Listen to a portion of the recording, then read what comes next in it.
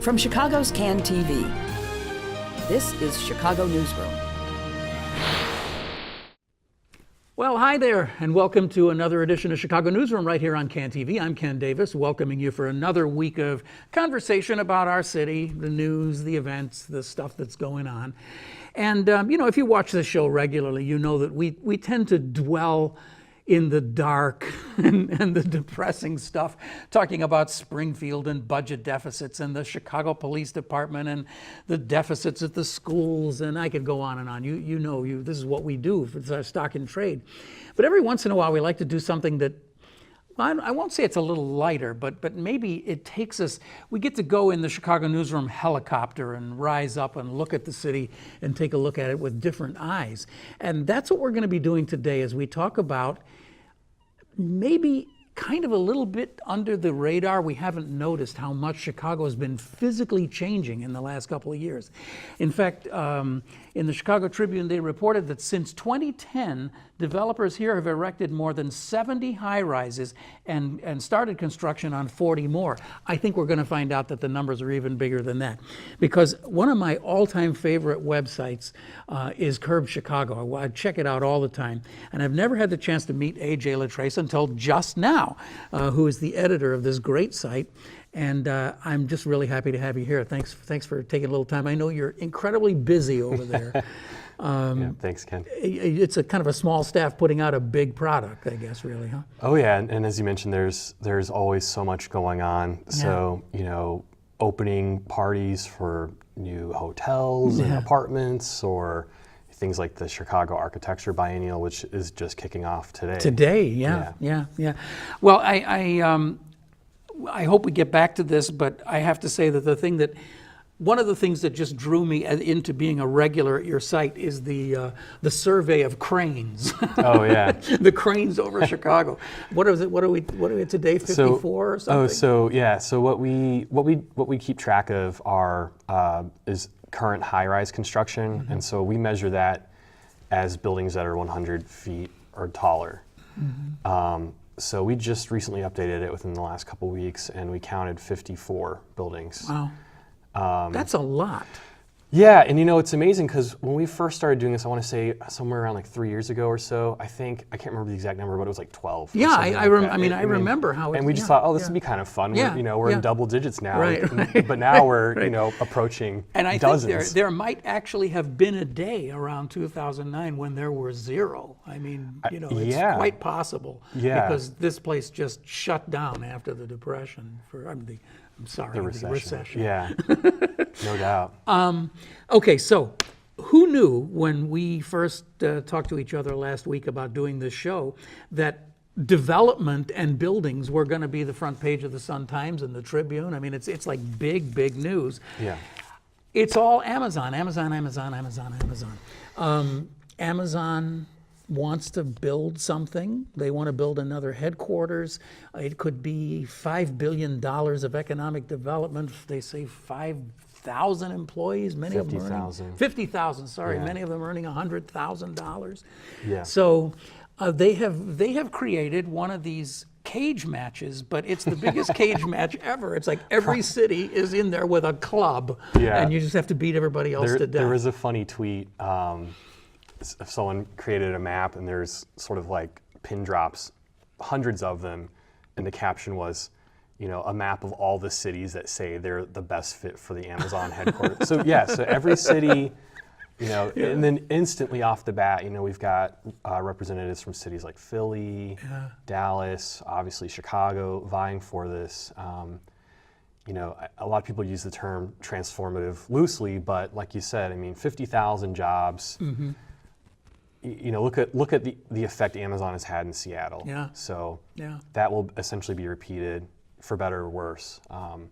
There's a lot of, the investment side is great, but then also, you definitely put kind of a strain on housing and transit, and so these are going to be things and problems that I think the city is going to have to really address and really think about and deliver a thoughtful proposal instead of everyone's out there just trying to, stake their claims and lure this big win.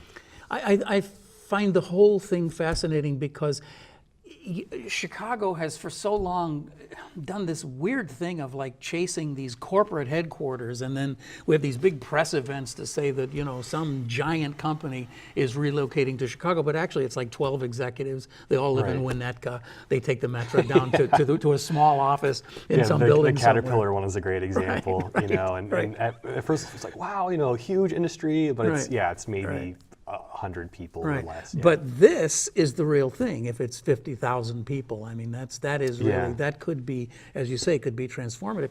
And one of the things we talk about here all the time, and I don't want to get any further into this conversation without reiterating it, is that Chicago is a very unequal city. I mean, we have this thriving loop, and now I guess really the super loop, all this development going on, 56 cranes in the air. But half of our city, you can't even get a branch bank built. I mean, you know, or a food store. Right. So we can't have this conversation without being always aware of that difference that exists in our city. But, you know, if you get 50,000 jobs suddenly coming in, some of those jobs might actually be able to filter out into areas where they really need them. Right. So, I don't know. So, well, that's the hope.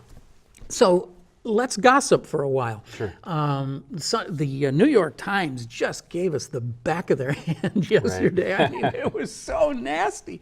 They did a map of all of the 1 million plus cities in America that could theoretically compete. And then the second, what do you want to call it? The second cut was, you know, sort of like ones that just aren't even realistic at all.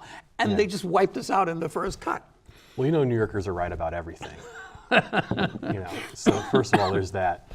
But yeah, no, that was interesting. So to viewers who may not have seen that, ultimately, the New York Times said that Denver, you know, kind of not only just checks off all the boxes, but you know, it really exceeds in every level.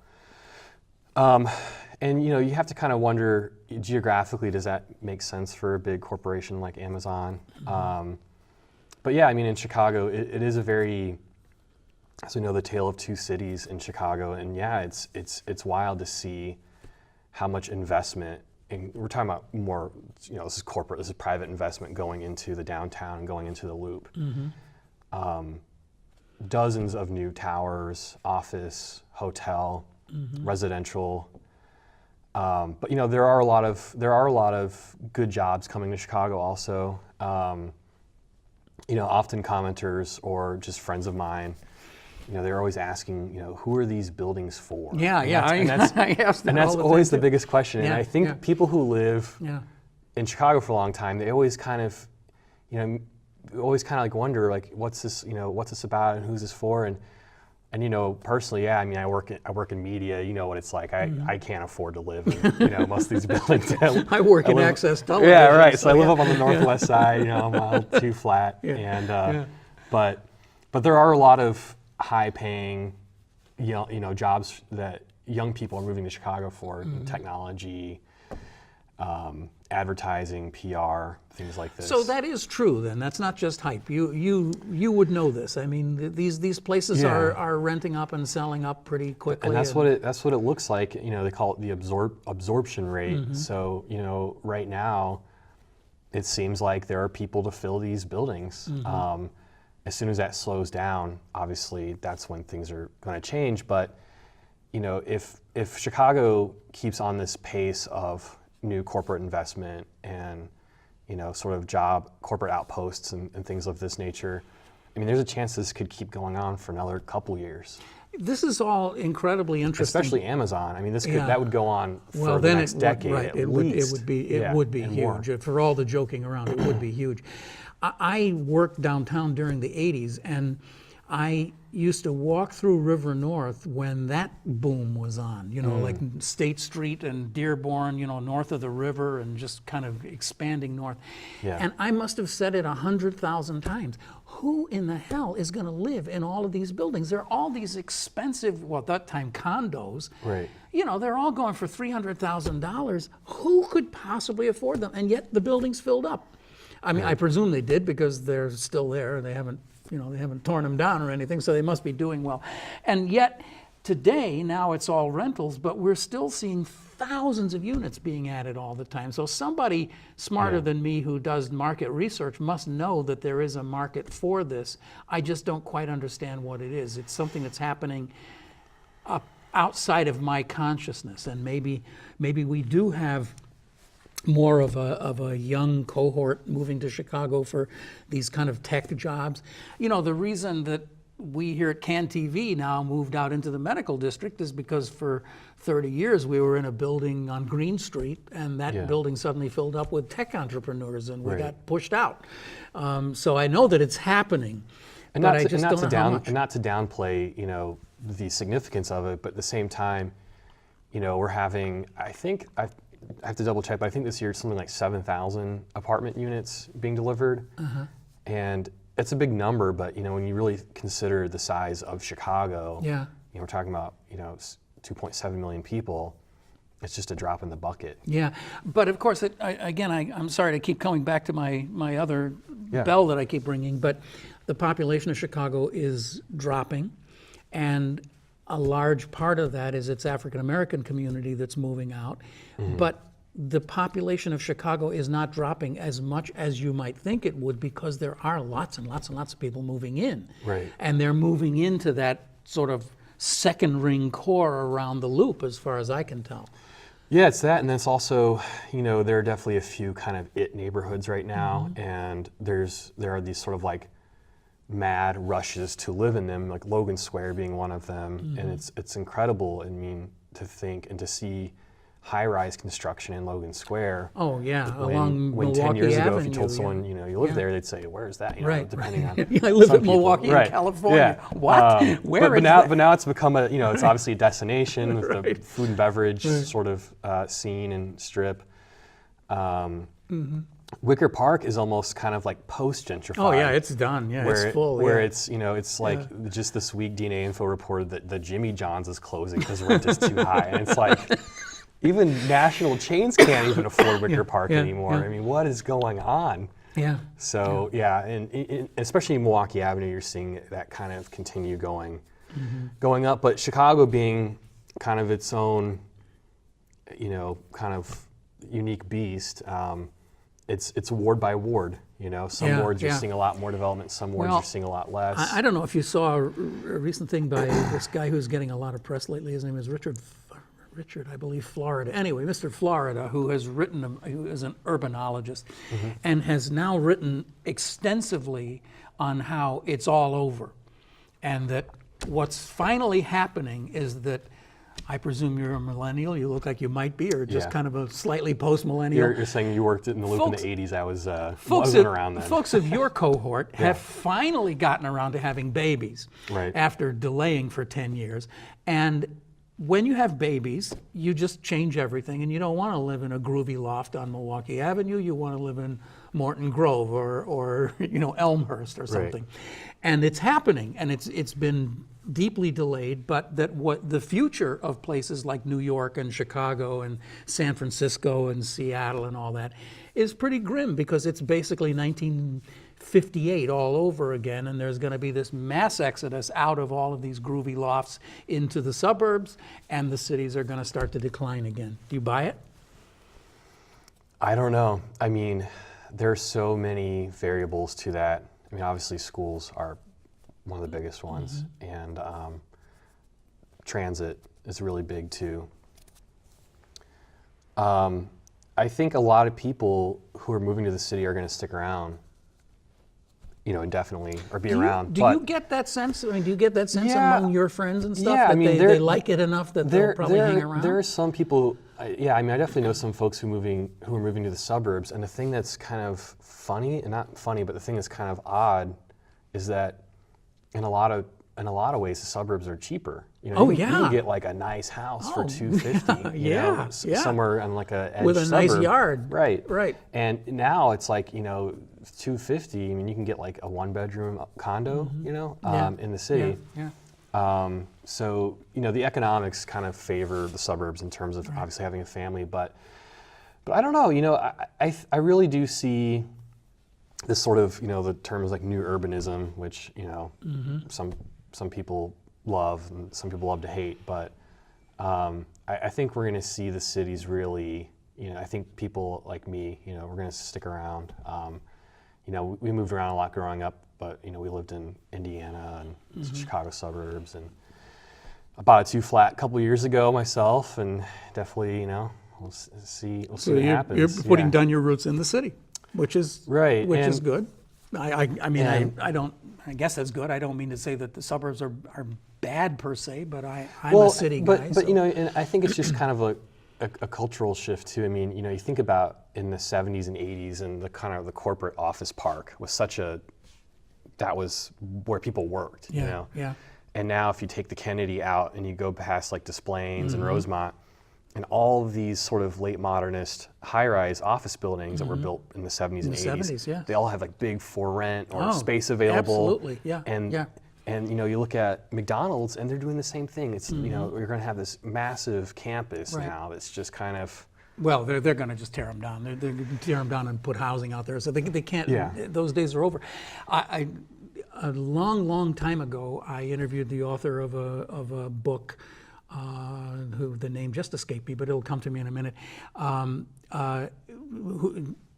Whose point was that the future was not the cities in America, that these cities were going to just die out and that they would basically just become urban farms or something, and that all of the future was in the second ring cities. And in Chicago, he identified Schaumburg and said that essentially by about 2010 or 2020, Schaumburg would be the loop of Chicago, and the downtown, they'd close down the L and all that. It was over because everything was going to happen there. But now I'm afraid that we're drinking the other Kool-Aid and saying that all those places are forever dead and everything's going to happen in the downtown. And it's not. It's kind of a pendulum thing, and where it ends, who knows. Anyway, look, here's the thing, AJ. I came up with a list of things that we were supposed to talk about today. We're already 17 minutes in. We're just sitting here gossiping, yak. Sure. Is Chicago going to get Amazon? Yeah, that's the $5 billion question. Come on, now, don't waffle on me. I honestly, I see our city's chances of getting it, I think, are pretty good, but 7 in 10? At the same time, our budget issues, the city and state's political dysfunction. I know we're trying to take a break from discussing that, but if you're an exec from one of the highest profile tech companies in the world, you're looking at this purely from a business standpoint.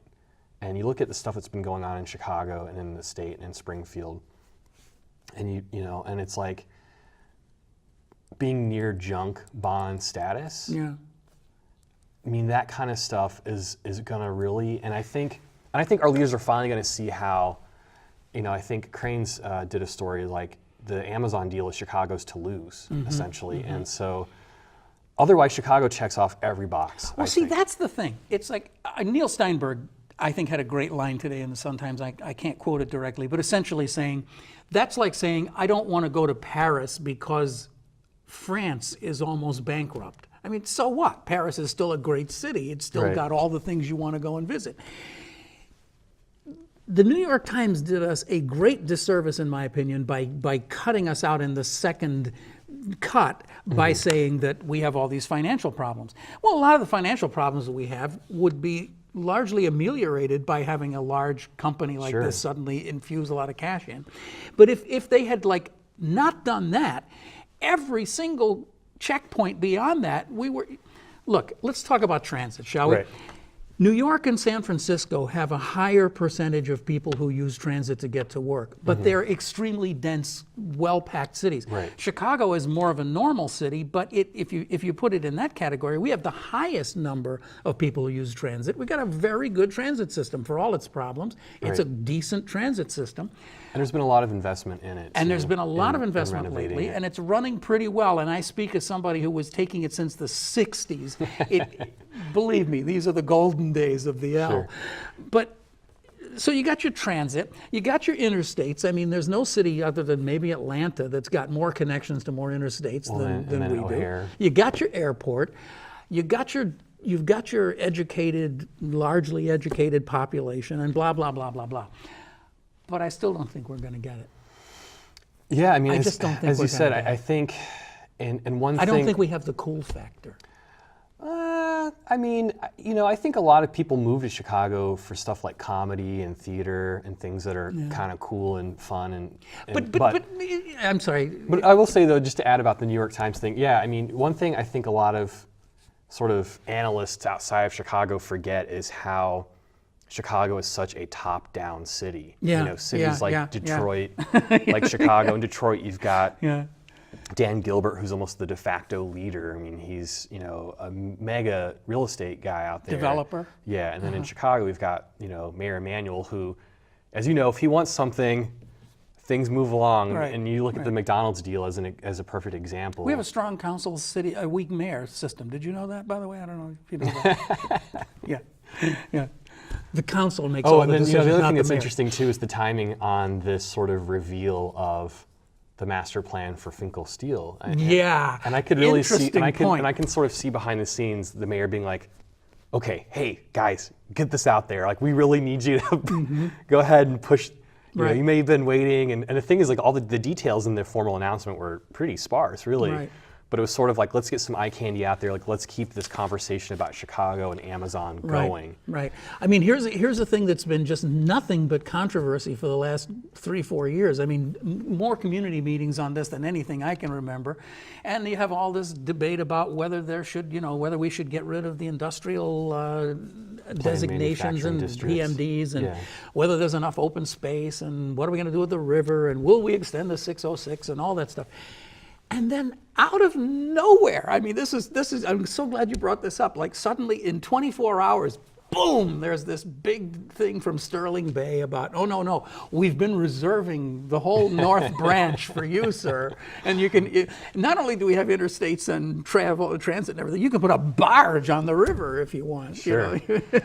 Yeah, no, it's fascinating. It's like, as this stuff kind of continues to evolve, there's one name that you see over and over and over again, and it's Sterling Bay. Yeah. And they've been kind of adding to their North Branch collection. I mean, you can tell they're Their collection of fine properties. You can tell they're really kind of moving. Yeah. Fulton Market sort of has hit saturation, and it's like, the really big deals are moving up along the North Branch, and so there's a developer called R2 Companies, and they've kind of sort of claimed Goose Island. They're doing a lot of sort of warehouse renovations and new construction, and then Sterling Bay, you've got the former Finkel Steel site, and then now the former city's fleet management. The fleet management, that's site. huge, that whole thing along the river. So yeah, I mean, as you say, there is this thing about this issue with the mayor.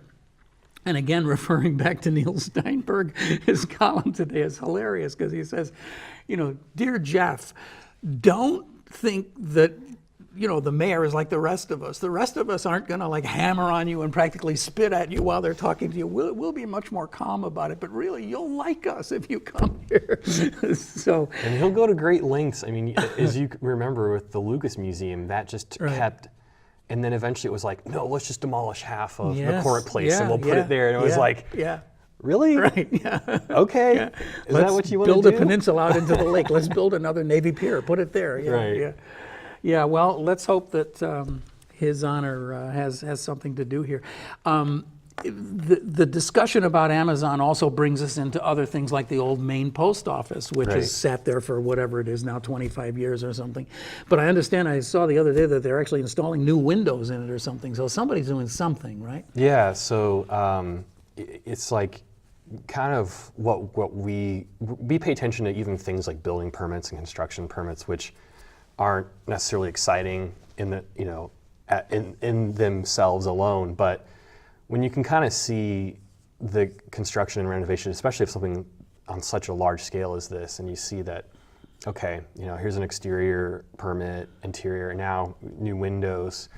So this is definitely, moving along. And if you go by the post office, you'll definitely see some scaffolding and some signs that things are. Do you have are optimism going there. that can actually be developed into something? It just seems like one of those. There are some projects, there are some buildings that are so specific for what they were built for that they just they just can't be redeveloped. I just don't see that being an Amazon headquarters. Do you? It may or may not be for Amazon, but it's definitely been for years kind of a major missed opportunity. I mean, we're talking about huge floor plates, and we're talking about the things that corporate sort of investors and that corporate tenants look at. Yeah, it's location, but it's also the actual layout of these buildings and these structures. So I mean, the post office does have a lot going for it, and I could see it being a really great thing. And it practically has its own blue line stop. I mean, it's just a block away or something, right? Because if you look at the river's edge where the river meets at Wolf Point, there's a bunch of new things planned at Wolf Point, but across the river, kind of on the West Loop side, you've got a couple new office towers there. And so, apparently, there's a pretty strong demand for new office space. That's not. You're right. That's not far away. It's kind of moving outside of the actual core sort of loop, and we're seeing more office, actual towers and things like this outside of the core. Let's just talk for a second about that. The big trio, these magnificent buildings on Wolf Point that all kind of came in together. And I was just commenting the other day. I just Facebooked. I went over to I never can remember what their names are not memorable, but the one that's furthest away, and the shot that you get of the river and the Well Street Bridge and all the way down to the lake is just breathtaking. But I mean, looking the other way at these three buildings, they're incredible. It's going to be a really, and so Wolf Point West is the one that has been completed already. Wolf Point East is the one that foundation work has started on. And then Wolf Point South is sort of the crown jewel. It's the tall one. Now that's the one with the arch in it. Is it? You have to help me out here because I don't know them by their names. No, but it's definitely the sort of flagship. It's the sort of future iconic building for that site. But some people are excited to see that just to block the old, sometimes brutalist buildings. Yeah. So. I mean, but just help me out here. There's the one building that has the kind of the bowed top on it, right? The arch, or it's actually more of almost like a kind of like a St. Louis arch. What building is that? That's Wolf Point South. That's Wolf South. Yeah. Okay, and then adjacent to it is the one that has that's like cantilevered out. That's 150 North Riverside. 150 North Riverside. And that's the one that is completed. Okay, yeah. So I mean, that is breathtaking. That building when you're standing. Yeah, it's a I remember watching building. them when the foundation was coming out and looking at this thing and thinking, that ain't gonna stand. I mean, you can't build a building. Yeah, no, it's funny. I toured that building shortly after it opened with the developers and with the architects, and we're standing outside and people are kind of looking up and taking pictures, and but it's just amazing. And when we think about the changes in technology, for actual building materials, it's incredible. Not only just building materials, but engineering, and just and not just technology, but just how much math and knowledge goes into these new towers. And as Blair stated in the Tribune, there's maybe not a lot of shining examples of great new architecture in this development cycle, but there are definitely going to be a handful. There are standouts. And that's certainly going to be one that people who visit Chicago, they'll remember, or if they're on the architecture riverboat cruise, that's certainly that'll be one something you're going to definitely want. Right? I think it was Blair Kamen who coined the phrase "form follows finance," which is Chicago's new motto. Because when you talk about those 50 new buildings being built, probably it's safe to say 41 of them are completely not distinguished at all. They're just bland boxes. And that's one of the things that really upsets me about this whole redevelopment of North Branch, all the opportunities to do magnificent things there. Yeah. And I'm afraid that 80% of it is just going to be boxy little condo buildings that look like, North Sheridan Road or something. Well, developers, from just my experience, not that I've been around as long as Blair and folks who've been covering this for many, many years, but it seems like developers a lot of times tend to want to play it safe. They don't want to be the first one to go to a neighborhood, and a lot of times they don't want to do something aesthetically kind of different. But the ones that do tend to, they can kind of differentiate their product. Right. Apartment buildings are product, by the way. Right. But no, I mean, the thing that's interesting is that what you're seeing in this cycle, before the recession, it was condos. Developers were building condo towers, condo lofts, whatever, and then, selling to individual units. And then when the market crashed, developers are just sitting on inventory. And what's been happening in this last cycle, in the last few years, is that developers will build apartment towers or apartment blocks, and then they'll fill them up and then they'll sell them, and then they'll be done. And so, for them, it's easier to kind of take something that's not going to sort of rock the boat, or it's not going to. So they get their money, but they make some money. They make money doing it, It's a and then quick they just buck move and on. then move on. It's like flipping. They don't want to really, run the damn thing, right? They just want to get out of it. Some do and some don't. But yeah, I mean, in a lot of instances we've seen is that's what's happened, is that they kind of make a quick turnaround, move on to the next thing. Yeah. And so then that way you're not sitting on inventory. You're not, it's much more liquid. And that's part of the reason why you want to make this thing as efficient as possible. You're not interested in googie designs that are going to have to add cost to putting little things on there. No. Just this, and I want the units to be cut up as quickly and efficiently as possible. I want to make money and get out. But then, of course, the people who want to make a statement, that's a whole different. That's just an entirely different class of development. And you're seeing the ones who are making the architectural statements. You're seeing that in office towers, and kind of the really high-end luxury condo Wanda, market. right? What was it? Wanda Vista? Or Is that Vista Tower. Vista Vista Tower. yeah. And then Related Midwest has one in Streeterville called One Bennett Park, and that's being designed by New York architecture firm Robert A.M. Stern. Kind of famous. And these are obviously very pricey condos. We've got a couple really high-profile ones coming in the Streeterville and Lakeshore East area, and then south of Grant Park, there are a couple other really kind of high-profile. You've got Tall buildings. Yeah, one that's designed by Helmut Jahn, who's a old Chicago institution, been here, Thompson Center, and then Raphael Vignoli. Terminal 2.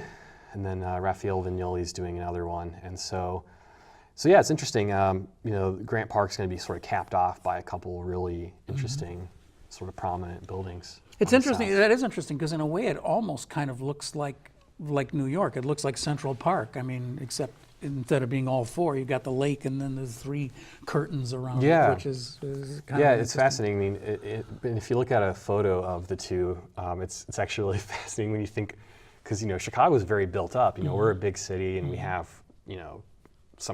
we're on the top list of most skyscrapers in the world. But when you look at Central Park and Grant Park and you see the density in New York versus Chicago, it's really a striking difference. Yeah. Okay, I haven't checked much off. Old Main Post Office, Wolf Point. We talked about Wolf Point, Obama Land. Oh yes, sure. Talk about deals, big deals from City Hall. It's moving along, and it sounds like it's. They're having a public meeting, their first one, I believe, today or this week. I think today's Thursday. Yes, we're taping this on Thursday. Yeah, it's tonight, so that'll be interesting. And it's just it's another one of these things where it's like, is it a done deal? I mean, they're having their first meeting. Right. After we've already kind of seen the plan, the site plan, the design, and all of this. The golf course. And you've got the golf course. And these two are sort of linked in terms of transforming Jackson Park, which is one of Chicago's great parks. Yep, and there's that argument goes way, way, way back, and I still find myself in a very lonely place, being one of those people who argued against destroying one of our great architectural park landmarks.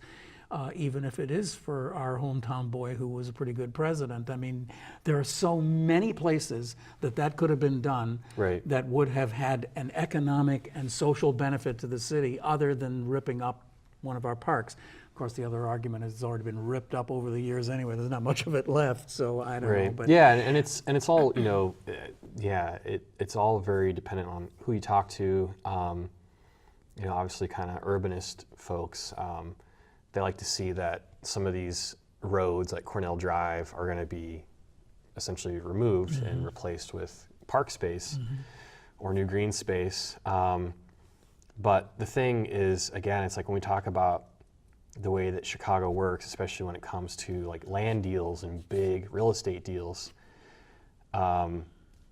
it's definitely a big giveaway, you know. And it's and the other thing is just within the last few weeks, the Obama Foundation has announced that, okay, well, actually, we'll pay for our own parking garage now, and it's like, oh, great, thanks, guys. But how much is that land going to be, or how? Right.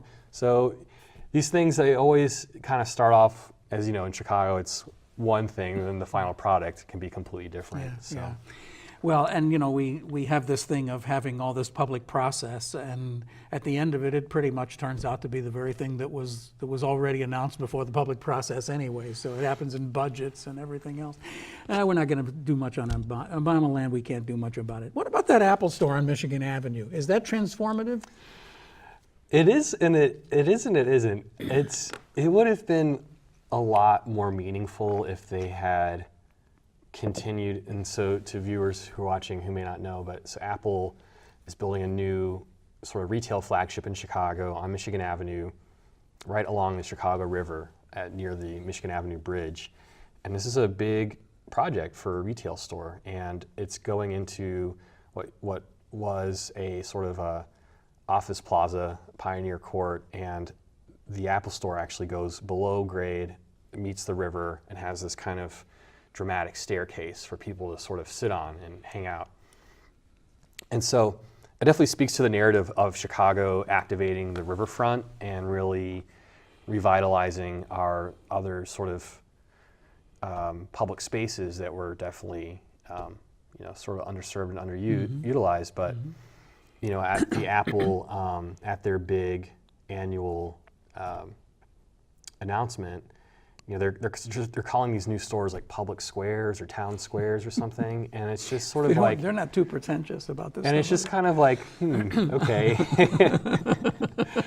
And well, when your phone costs $1,000, you have to be. And it's just funny because developers and real estate people, they love the term lifestyle. Everything's, and it's like now it's like we're getting to the point where, you can go to the Apple store and get your computer, your phone, and hang out in the town square, and it's just like, it's the whole lifestyle circle. It kind of takes us back to that conversation about the suburbs, that 10, 15 years ago, that was the big thing, was all the suburbs like, I don't know, I think, Morton Grove comes to mind, Des Plaines. These places really didn't have a downtown because they were just basically real estate developments of just lots and lots of houses.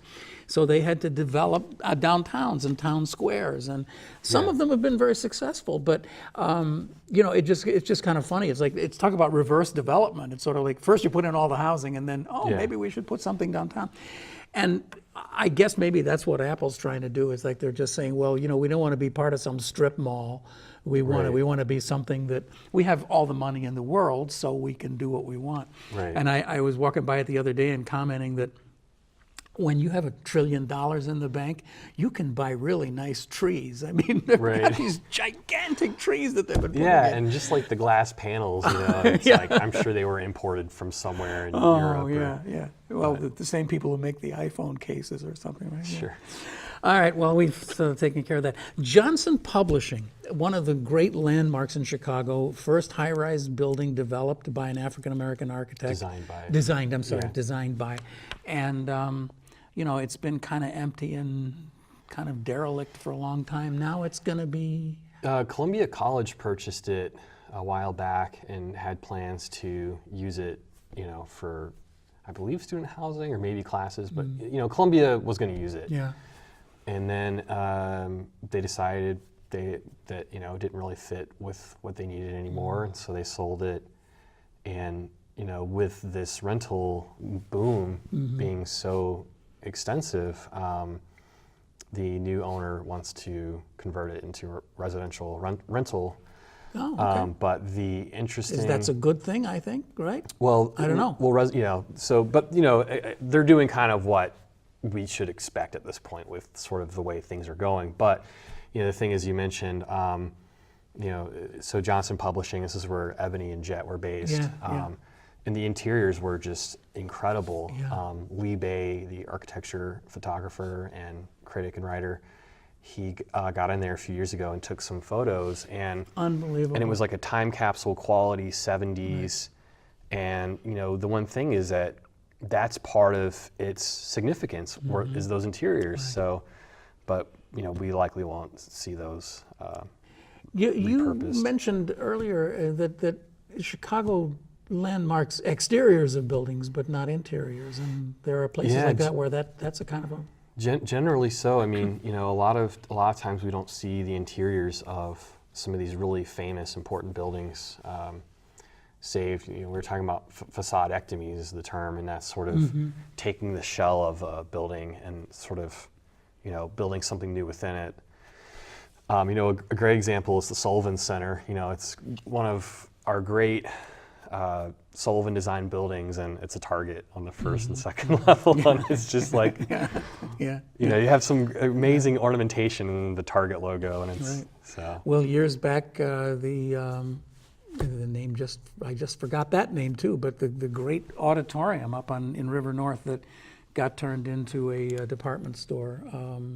How can we forget that? Where the circus used to be. Anyway, that and another one is the Restoration Hardware taking over the Three Arts Club. I think it was Three Arts Club, or it's the women's, whatever it was, and turning that into a pretty amazing quite space. Quite a dramatic space. Yeah. So hey, if it means not tearing down a building, I'm for it. But sometimes these adaptive reuses are really adaptive. Yeah, I mean, Chicago preservationists almost kind of are so used to being pushed up against the wall that it's like, if it's just preserving the exterior, if they can get something from developers. Yeah. There's another one of those up at State and Cedar, I think it is, the old Cedar Hotel. They did a facadectomy on the old SRO hotel, which looks beautiful, but the glass box is set back and on top of it. Yeah. And I know I've seen things on your site of these even places up in the north, like in Lakeview and stuff, where they're taking old buildings and gutting the inside and building apartments inside them and that kind of thing. Yeah, that's an interesting one. In the Gold Coast, it's the old Cedar Hotel, and it's kind of the old masonry exterior, and then this glassy sort of high-rise behind it. And then, even the London Guarantee building was kind of similar. It wasn't. It was. I mean, it was completely gutted inside, but they built sort of a glassy addition next to it, kind of wedged in between these two vintage at Michigan high-rise. Yeah. Used to work in that building. Oh, yeah. Back when WLS AM was in there on the 5th floor, and that would have been in the early 70s. Well, Cranes was there and Cranes was there later after that, Theater on the Lake, there's a favorite of mine. I love the fact that they've redone Theater on the Lake. That's a beautiful, beautiful, I mean, I think you could call that a genuine restoration. Yeah, it's a really, to folks who are watching, it's this old, I didn't actually realize this until recently, but I guess it was kind of like a isolation ward for ill children and infants. So it's been around long time. Eventually came to serve as a performance space, I believe, for the last 65 years or so. And it's on the lakefront off of the Fullerton sort of Lakeshore Drive entry point and exit. But the area around it was very kind of, it was really awful. It was kind of dreary. Yeah, it was dreary. The lakefront path was kind of dark. It was all broken up. So that whole section of the lakefront has been completely transformed. There was a massive sort of Army Corps of Engineer project to build a new revetment and reclaim some land from the lake. And so I believe it's 4 acres of new park space. And then the Theater on the Lake is now sort of a multi-purpose event venue. So you've got, for theater, for shows, performances, but also, I'm sure it's going to become a popular, wedding spot. It's just got to be. I mean, you look at that terrace around it, and you think that is going to have to be one of the great eating spots in Chicago. And there's a restaurant there now, Yeah, so eating right on the lake. As long as we're talking about city-done stuff, I should mention, by the way, we're talking to AJ Latrace here, in case you're just listening to us today on SoundCloud or whatever. And AJ is the editor of Curb Chicago. And we're really glad to have you here today. We've got a couple more minutes. Let's just talk about the Wabash CTA Station. This is something that is really exciting because for the first time, well, not the first time, but in the downtown area, we're seeing something kind of energetic. I mean, something that's not just your usual CTA platform. Yeah, it's really fascinating. I mean, we've really got to give it to the city that investment in transit has been been taken very seriously, and we've seen a lot of renovations to existing stations on the Blue Line and Brown and the Red Lines, but this kind of, I guess, it's a kind of a super station now in the loop that's replacing two other existing stations. And architecturally, it's definitely, kind of playful and contemporary looking. A lot of people have compared the design to the new, I think it's called Oculus in New York City terminal. Yeah. And that was designed by Santiago Calatrava, who Chicagoans may know from designing the failed Chicago Spire. But this station was not designed by his firm. It was designed by a firm called EXP, which moved to Chicago from Canada, I believe, just in the last year or two. So kind of a structural and engineering, or design and engineering firm. So I just saw the Oculus a few weeks ago for the first time. It is breathtaking. If you love architecture, you've just got to go and see this. It's just one of the most magnificent public spaces, and it's just incredible. Extending the 606. Is it gonna? Is this whole thing it's looking like it's going to happen? Is it really going to happen? They're really going to build a bridge or something? It probably is at this point. I mean, it's definitely not pie in the sky. I mean, you look at how much Sterling Bay has acquired, and they own everything, and they have so much now, and a lot of this stuff has been sort of this like we're talking about these sort of public processes that maybe aren't kind of transparent or predetermined, but the point is they have a lot of property now. They have the means to do it, and especially it would be an amenity for them. Right, and it would be, and that's kind of how it would be marketed. It's sort of like, if they're going to try to get a cutting edge new company and look at what we have, and a lot of people compare the 606 to the High Line in New York, but our trail is longer, and it could be even longer. It probably will be. It could actually be a conveyance. I mean, it got the money because federal money came to it because it was supposed to be a transportation link of some kind. It could actually turn out to be one. Yeah, and the thing that's interesting too is a lot of these plans you see for the North Branch, sort of these like pedestrian bridges and cycling bridges are a big part, and you see these in renderings, but another thing that we're seeing a lot more is kind of the integration of a water taxi. So it sounds like the plan for Sterling Bay's redevelopment, R2's, and then even up at the Lathrop homes will all sort of integrate boat launches and water taxi stations and things like that. We're really kind of getting to the end of our time here, but one of the things that I really did want to throw into this whole mix was the Lathrop homes, because when we talk about North Branch, here's one of America's oldest public housing projects, still there, not yet torn down. And I'm really passionate about that. I mean, it's like I want that to remain, and I want that to still be in service in some way to the less fortunate people of our city. But I mean, it's in the middle of one of the hottest growth things. I just don't know what happens there. But yeah, on one side you've got Roscoe Village, Lincoln Park, and then kind of the broader Logan Square area. Yeah. And so it's this long stretch of riverfront property that has been a low-income housing development for many years, since the Great Depression, I believe. Since the 40s, right? Earlier, yeah. And architecturally, it's very unique, but it's there's a plan to sort of overhaul the all the different buildings, and some will be demolished, some will be renovated, but that one seems to be.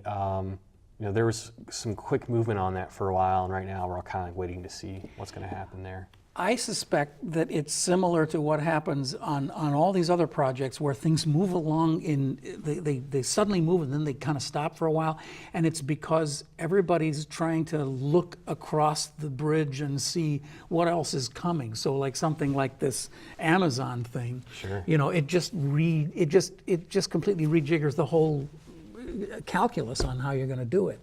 So maybe that's what's happening there too. But maybe Jeff Bezos would like to have his place with a little bit of public housing in it. I don't know. Well, we have really eaten up all our time here, AJ. I'm really sorry to say, but there's a million other things we can talk about another time. We can talk about Evanston and what's happening there. And Sure. so maybe we'll come back again sometime, because this is never going to stop. There's always a million things to talk about. Sure is. Thanks, Ken. Well, I really enjoyed talking to you. Thanks. It was nice to meet you, too. So thanks. AJ Latrace is the editor of Curb Chicago, and I'm Ken Davis. And we'll be back next week with yet another conversation about this city of ours, and I hope you enjoyed this one. Don't forget, you can go to this address at any time, and at that site you can see all of our past shows and do with them as you please, because they're yours to take away. And we'll also remind you that, of course, we're also available on SoundCloud, so you can listen to us anytime on the L. Talk to you later. Thanks for watching. See you next week. Bye-bye.